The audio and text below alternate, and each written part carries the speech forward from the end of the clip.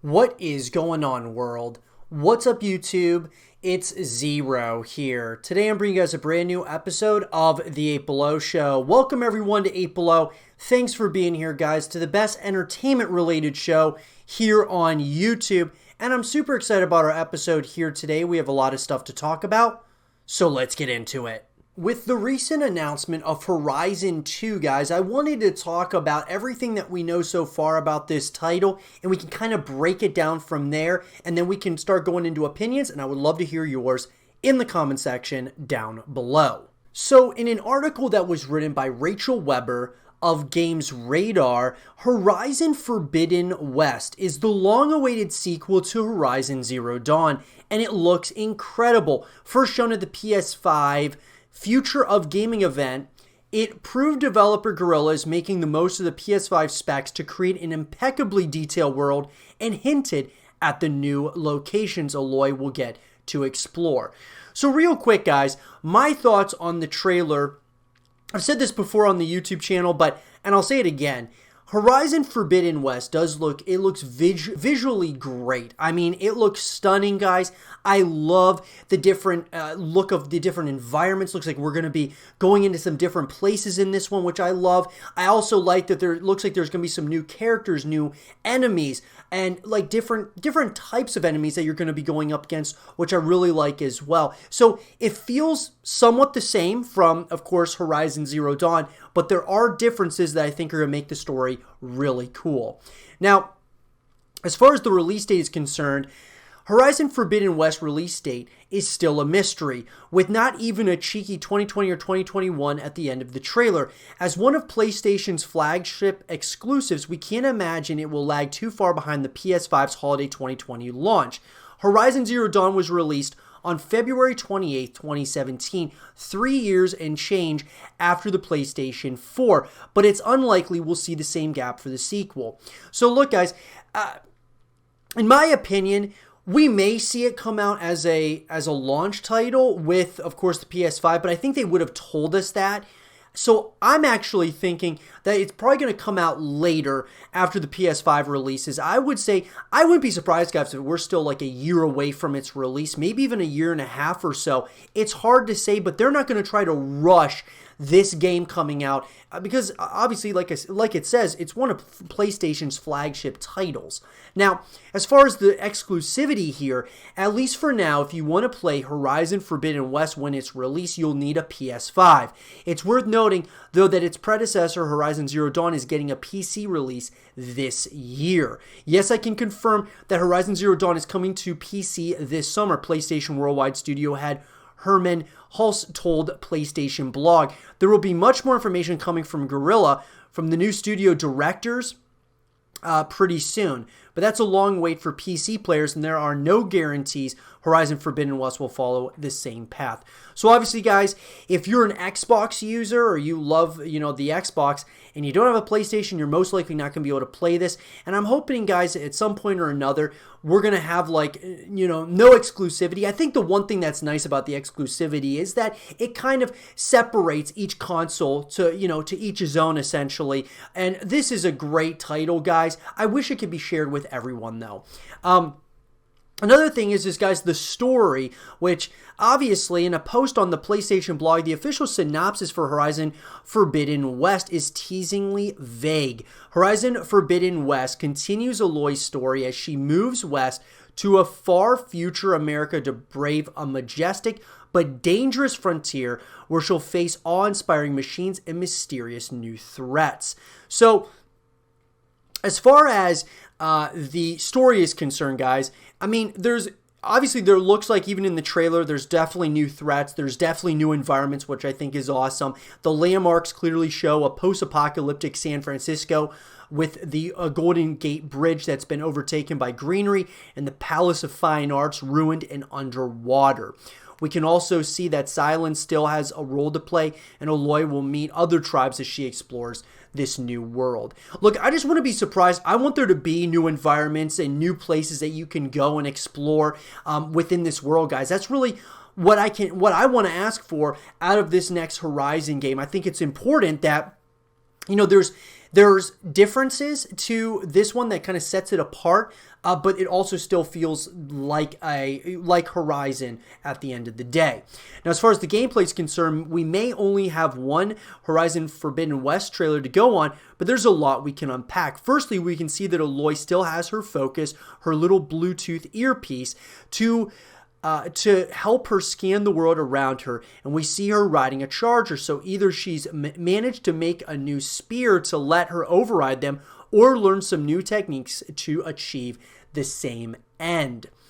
And so all in all, guys, the gameplay, I would say, most likely it's going to be pretty similar. There might be a couple of slight differences. I think it's good when there is slight differences within the gameplay. But I got to say, all in all, guys, I am really excited about this sequel. Look, this is a franchise, I think, that is going to be here to stay for a long time, and I think that's absolutely awesome, guys. One thing that I want to see, and I've said this in the past, guys, we haven't got confirmation of this, but I really want to see multiplayer, and I want to see some co-op modes too. And the reason is, guys, is because after you beat the single-player story, which I hope this is a long single-player story, there's no other reason to really come back to the game unless you want to look for other collectibles and things of that nature. And obviously you can come back for the DLC, but you want to do other things within this world. And I know Guerrilla Games wants people to keep coming back over and over again to the Horizon world, so why not add multiplayer and some co-op modes to bring people back? And I think that this world would be so cool if you're making multiplayer modes and you know, lots of different ways that you could have customizable characters, and just the list goes on and on, guys. I think it would be actually really cool, but nonetheless, I don't know if that's something that's going to be coming out, but I'm hoping that is going to be something that they progress this series forward with some multiplayer aspects. But with that being said, guys, this is everything that we know so far. We know a decent amount now because the trailer came out, but there's still a lot of mystery here, and I'll be sure to keep you guys up to speed as new information comes out. And I hope you guys did enjoy this, and let me know in the comment section below what you're most excited about with Horizon Forbidden West. Let me know in the comment section below. And for more Horizon Forbidden West content and videos, stay here with Zero TV. We've talked on the YouTube channel in the past here about Ninja Gaiden and this franchise, which, by the way, guys, before we even go any farther, I've gotten a lot of flack in the past when I've talked about Ninja Gaiden, people getting mad at me for calling it Ninja Gaiden. Over the years, guys, I've called it Ninja Gaiden, okay? Ninja Gaiden, Ninja Gaiden. I've actually called it both things, but at the end of the day, everyone's correcting me as it being Ninja Gaiden. So we'll go with that. And obviously, guys, this is a franchise that I do enjoy quite a bit, right? It's a fun, exciting, hack and slash kind of video game series, and I've been wanting to see the continuation of it moving forward, right? We all want to see the continuation here, and I know that there's been a lot of speculation. There's been rumblings that there was going to be a continuation at some point or another by Team Ninja. Basically, the name of their company was based around Ninja Gaiden, so why not have it, continue at some point or another? And obviously, they've been working on other games, but in this segment of the show, guys, I want to talk about everything that we want out of Ninja Gaiden 4 in particular, if we're going chronologically here. When I say we, I'm going to be talking, obviously, just mainly myself here, who's going to be giving, my opinions here. I know some of you are going to probably share similar, things that you want, and similar opinions. But there will also be some opinions that will be your own and that, I would love to hear about in the comment section down below. So let's get into it. So number one, guys, I think one of the biggest things that I just want here is a Ninja Gaiden 4. I want them to continue this franchise, right? I think that even though we've had 3 of these games up to this point in the main storyline, and obviously Ryo's been a part of Dead or Alive, that franchise and such, which is cool, but we want to see the continuation. And I mean, you could say, oh yeah, this was a trilogy, but I think that it was obviously meant to be bigger than just a trilogy. And so I think Ninja Gaiden 4 could really continue building upon what they started with the first 3 games. And I personally loved, the last game that came out, the, Ninja Gaiden 3. I know some people, all of them, there's, lots of people out there in the community have mixed feelings about each of these installments, and it's interesting. They've gotten mixed reviews overall within, community members, but I enjoyed the 3rd game. And so I'm hoping, as we see the continuation here, I'm hoping that they, stick to the core elements of what has made Ninja Gaiden so good in the past. And that's, of course, all the different moves and the combos and different, kind of always trying to have new enemies, bosses, things of that nature. I think will really help progress this series forward. I think that they need to add more, though. They need to add more combos. They need to add different ways in which we can connect with this franchise. And maybe changing things up in a significant way might not be a bad idea. And what I'm getting at is, think of a game like God of War that was played in one way for so long, and then all of a sudden they decide, that being Santa Monica or Sony Santa Monica Studios, decide to go a totally different direction. And look at the success they had. I'm not saying that Ninja Gaiden has to do the same thing, but maybe changing things up a little bit might not be a bad idea for this franchise. But all in all, I think that Ninja Gaiden 4 needs to stick to the core mechanics, some of the gameplay and such. And then moving into the next thing, guys, I think that bringing the series back is going to certainly... it's going to continue the legacy. It's going to continue the lore that they started in the first 3 games. And so... all in all, I think I want to see new characters introduced. I want to see some of the old characters from the other games. And then I want to see new types of enemies to go up against. I also want to have more to do in the environment. I mean, I'm not saying like an open world scenario, but I'm saying even maybe a semi-open world, like some semi-open world elements might be a really cool thing for Ninja Gaiden 4. Just to kind of test the waters. Team Ninja can kind of test the waters here and see what people think about a semi-open world, game here. Because I think, I don't think I would be alone when I say that other people would be really interested to explore this world in a more, thorough way. And obviously we want a linear story, but having some open world, semi-open world elements might not be a bad idea. The next thing for me, guys, is multiplayer. I think having multiplayer experiences and co-op experiences, I've said this in the past about many games out there, having multiplayer experiences could really do well for this franchise, I believe, right? Whether it's even just a kind of like a fighting game, right? Where it's just 1v1 and it's like turned into something that's like Mortal Kombat or something, but it's Ninja Gaiden. Even something like that, at least it's more ways to connect with the franchise. Because look, when you look at games out there, like you look at Ninja Gaiden, we just talked about this in the last segment with Horizon Forbidden West, as a single player story, after you're done beating it, you might play it another time around, or maybe even a couple of times through, playing it on harder difficulties and trying to get all the collectibles and things of that nature. But after you beat the game a couple of times, you're going to move on to other games. It's just what happens to us as gamers. But when there's a multiplayer mode or modes and co-op modes that you can play with your friends, you'll go through the story or go through those co-op missions or play on, multiplayer modes continuously. So Team Ninja, I think, would be really smart to add some multiplayer and some co-op modes, and that's something I absolutely would want out of this franchise because I think it could actually do really well. And then, guys, the last thing for me is, I've said this on a number of occasions with other games too, is if you made Ninja Gaiden 4 free to play, most likely it's not going to happen. But I think if you made this game free to play, I think that it would bring a ton of eyeballs to this game. And there would be a lot of people that would at least try it out, especially if you had multiplayer modes and such. I mean, imagine being able to take your own ninja and being able to customize it, through earnable items in the multiplayer or the story mode or the co-op modes, and you're able to show that off to everybody in the multiplayer modes. I just think, in my vision at least for it, I think it could be absolutely huge. I think people would absolutely love it.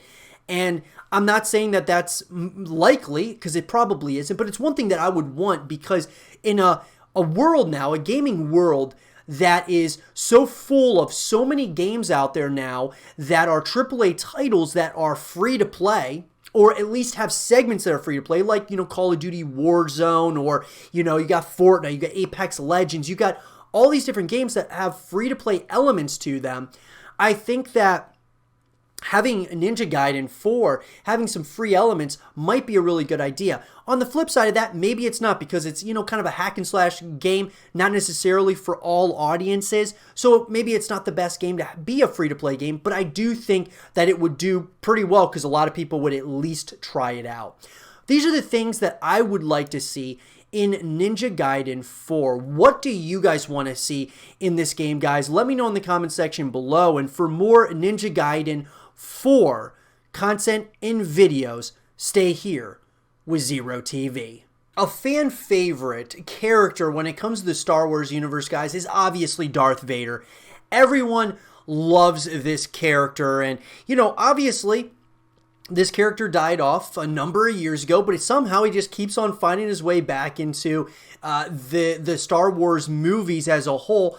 And one of the things that was teased a long time ago, guys, was a solo Darth Vader movie, and it was teased for a while. It was just, I believe it was going to be called Vader, and then it never ended up happening, never saw the light of day, and now we've been getting some more information over time, and we may, just may, have a Darth Vader movie coming out in one way, shape, or form. So let's talk about it. In an article, guys, that was written by George Simpson of Express, Star Wars villain Darth Vader is set to return across several movies, according to an insider who correctly predicted The Rise of Skywalker.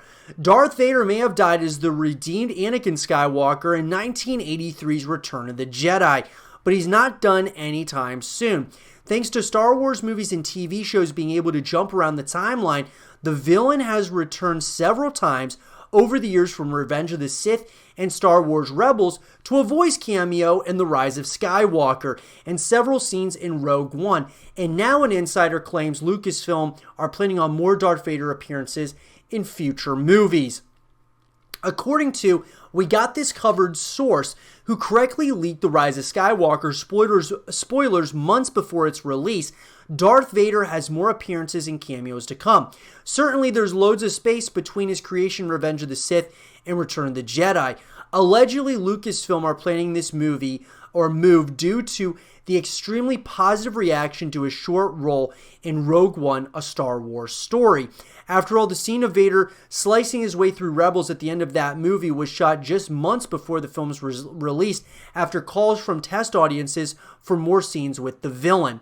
So, look, guys, Darth Vader, what I'll say is he's a fan favorite. I mean, without a doubt, the mystery behind him, his story, the legacy, just all of those things make this such a character that, even though he's a bad guy, people cheer for him. And what I got to say is that I would love to see just, his, cameos. I mean, I don't know, as far as canon's concerned, where, as the main episodes keep coming out, I think we need to move on from Vader in that perspective. But I would like to see a solo Vader movie, and I think that would be really cool. Maybe even a solo Vader show, kind of like how they've done The Mandalorian.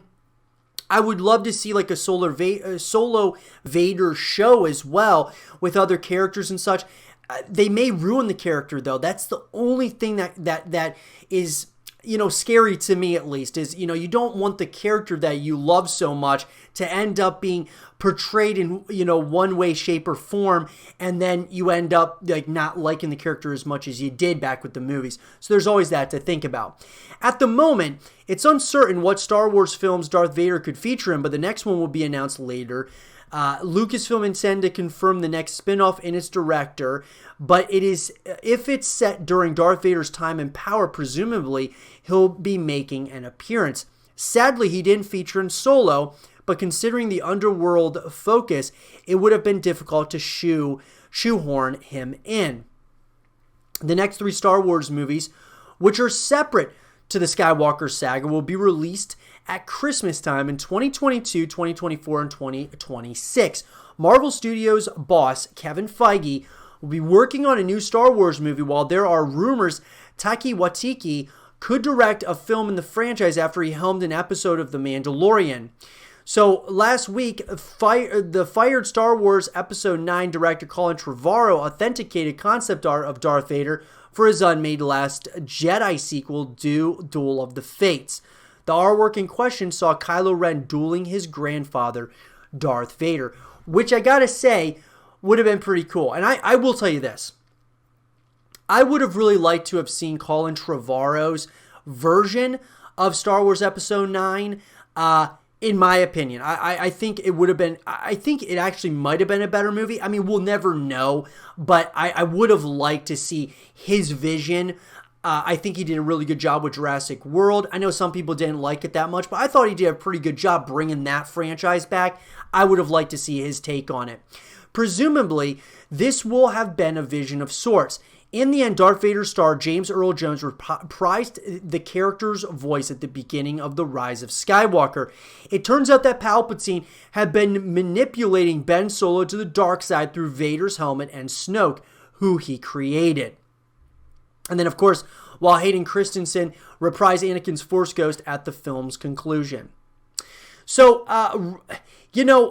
at the end of the day, guys, I'm excited about this because if this is true and we might be getting more Darth Vader, I'm all for it. I just think the way in which they do it is going to be very important.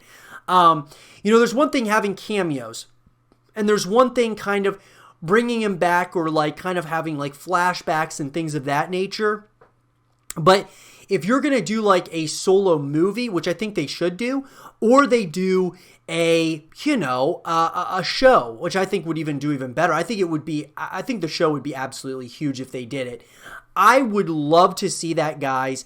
And I think that it would do really well for Disney, for Lucasfilm, and maybe they will. Maybe they will be doing it. It's hard to say, but there was talk that, they were going to do a solo Vader movie. They ended up not doing it years ago, and now there's talks that it might be coming back. So where is it at this point?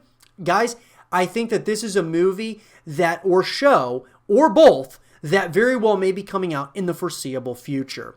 But let me know, guys, what would you want to see out of a Darth Vader movie? Let me know in the comment section below. And for more Darth Vader content and videos, stay here with Zero TV. The Fear franchise was a terrifying one, to say the least, for myself. And guys, look, I've said this on a number of occasions. I'm a huge horror fan. When we're talking video games or movies, I love them. I love them. I love them. They're like, they inspire me. They really do. I just, in a number of different ways that, I'm not going to get into right now. But the horror genre is a very unique and very creative one, in my opinion. I thought that the Fear franchise showed a lot of creativity, bringing in the first-person shooter to also having significant horror elements in it. And it just was a terrifying experience where you're holding, a weapon, right? A gun in a movie or in a game, and there's times where you just feel so helpless. Like, there's just this terrifying entity that's still there that can take you out in any moment. And so it was something that really, it kind of got to me in a major way, and it got me really into the horror genre of video games, was actually the Fear franchise. And so, look, First Encounter Assault Recon, guys, Fear, a franchise that I want to see come back. And so we're going to talk about Fear 4 and why it should exist. So let's talk about it. Guys, like I said, that, the Fear franchise, up to this point, we've had 3 games. And look, what happened with Fear is kind of what happened to a lot of different games that are, like horror games, right? They kind of made these similar mistakes, and this is what I'm getting at. Choosing action over horror. So I'll give you an example. Dead Space had 3 games. The first 2 were based specifically around horror with action elements in it. And then the third game came out and it became more of an action game with horror elements. So they changed the formula in a way where they were trying to kind of build a bigger audience, but actually they were really hurting the fan base that they had already built. And so Fear, I feel, took a similar approach here. Horror, like it was kind of like a horror game with, shooter elements in it. And then, of course, we get to Fear 3, and it was more so a shooter game with some horror elements once again. And they just kind of changed the formula a little bit. And the story got convoluted a little bit in Fear 3, but by no stretch of the imagination did I think it was bad. I thought it was good, but I think a lot of it started with the marketing, actually. I thought the marketing of Fear 3 was not that good, and I thought that they were spending a lot of money on marketing that wasn't actually helping sell the game much. I just didn't think that it was very good. And it was unfortunate, but that's how I personally felt about it.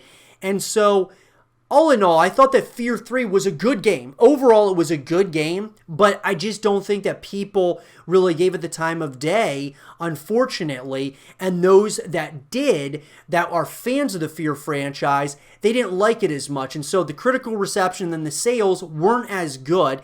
Fear Online, which I was really hoping was going to be something that was really special, ends up not doing well. And so all in all, guys, that brings us to where we are now. We haven't seen a Fear continuation in a while now. And Fear 4 would not only continue the legacy, it would continue the lore, the story of the Fear franchise, which I think that this is a big universe, in my opinion, that they started with those first 3 Fear games. But I think if they grounded it more and brought it back to what made it so special with the first couple of Fear games, they would be right back on track. Making a Fear 4 like free to play, or at least elements of it, whether that's multiplayer or whatever it might be, making it free to play, I actually think could be really a good thing as well, kind of growing that fan base, bringing people back to playing the game. Having Fear Online come back, I feel like it was ahead of its time when it came out. I mean, think about it. You got GTA Online, you have, Red Dead Online. Fear Online, definitely, there's something there. I just think the way in which they did it wasn't accessible to everyone. It just was kind of, it was a little bit confusing and such. I think that if you brought it back, but made it a lot more accessible through all the consoles and just everything, I really think that Fear Online could do really well. So there's that. Fear 4 would be another chance at, a horror game that, we know the horror genre does well. I mean, in the movie industry and even in the gaming industry, this could become the next staple in gaming as far as from a horror perspective in the horror genre. And I think they could really continue building something here with this next edition of the game, because I want to see the continuation of it. I want to see where the story goes. I want to see, what else could they really do here? And I think there's a lot that they could still do, even if it was like on another part of the planet or, whatever, new characters and such. They could add new environments. They could do semi-open world to a full open world scenario. I really think, guys, that it's endless what they could do with Fear 4. And these are reasons why I think it should exist. I think that some of the things they tried in Fear 3 just didn't work that well, like Fear Online.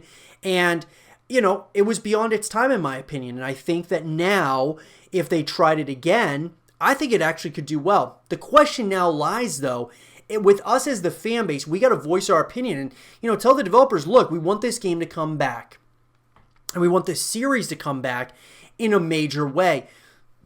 Fear 4 would do probably really well on the next-gen consoles, having updated graphics and things of that nature. It could really help build, that fan base and such and also really help with the, graphically and even with the gameplay, the mechanics, and all of those things could really help continue the growth here of the Fear franchise. But look, guys, at the end of the day, I can ramble all I want about wanting another Fear game to come out.